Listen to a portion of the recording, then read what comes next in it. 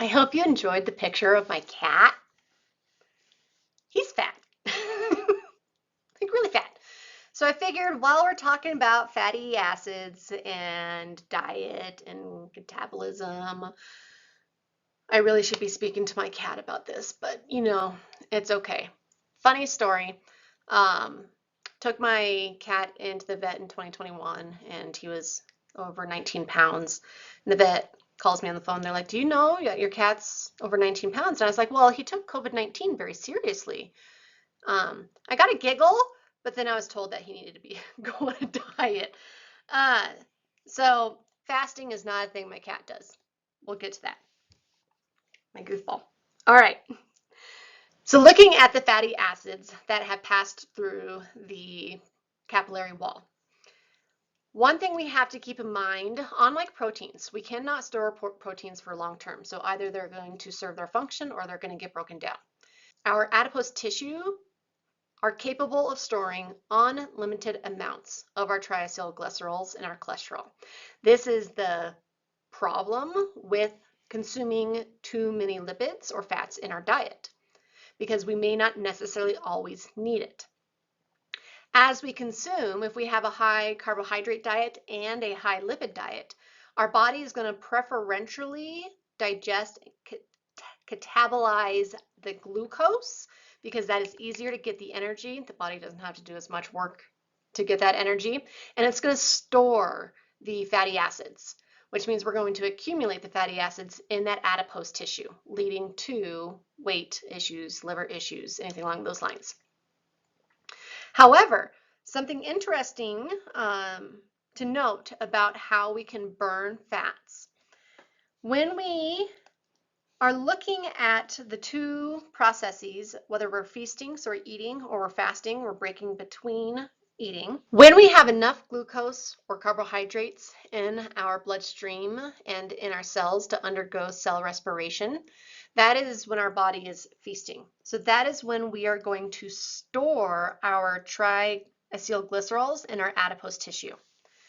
It's only when we are going to be fasting, so we have not eaten in a while, or you're in more of like that fat burning workout, in that aerobic state, not anaerobic state, but the aerobic state, then the body's going to start pulling from the stores within our adipose tissue.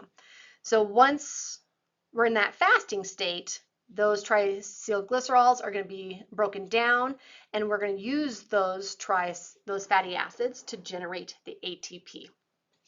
So let's say we're low on our available carbohydrates or glucose molecules, so we need to trigger the catabolism of our fatty acids. We are going to pull our triacylglycerols out of the adipose tissue.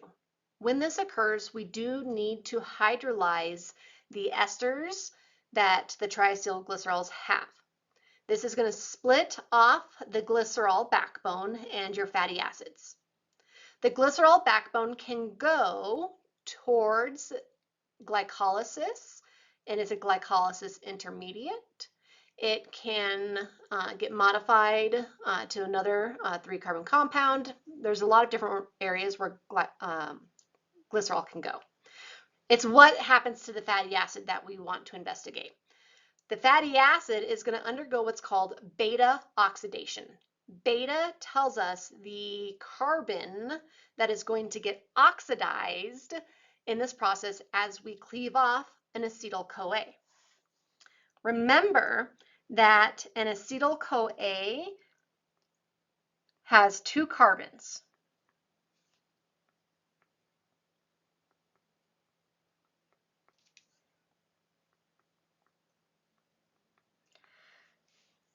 Through one round of beta oxidation, we get 1 acetyl-CoA. Therefore, if we have a fatty acid that has 16 carbons, we are going to then get 8 acetyl-CoA.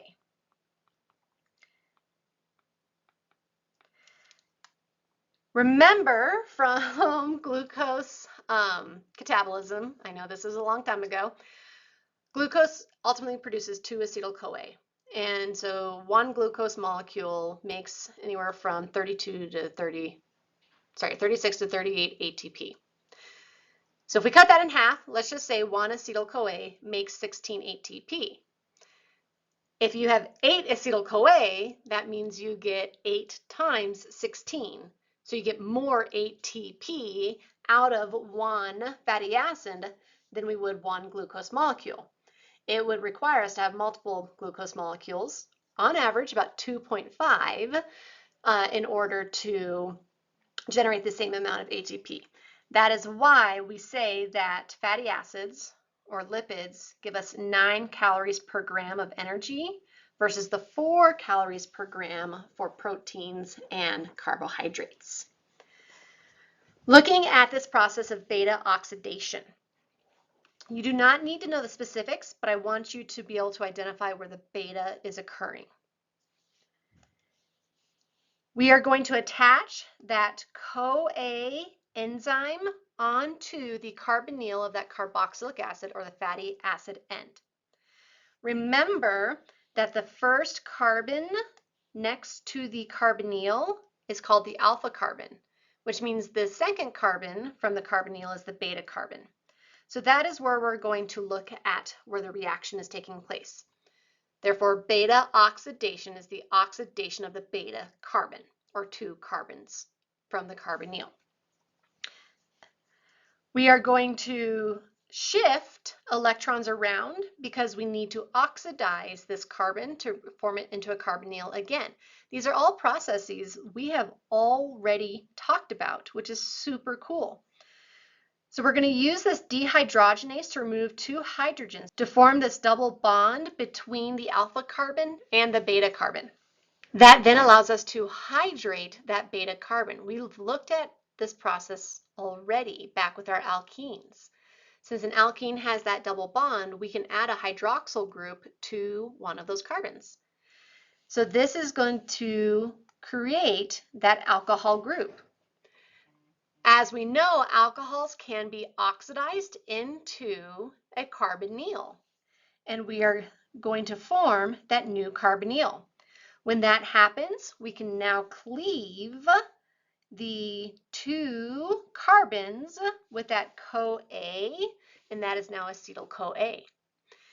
The beta carbon now becomes the carbonyl carbon, and then this process is going to start over again, 2 carbons down with the beta carbon. Moral of this story is it's every 2 carbons gets cleaved. It is done through the process of oxidation. So we are adding oxygen onto the beta carbon so that then it can become a carbonyl to make our acetyl-CoA. And it just keeps moving down until we run out of carbons.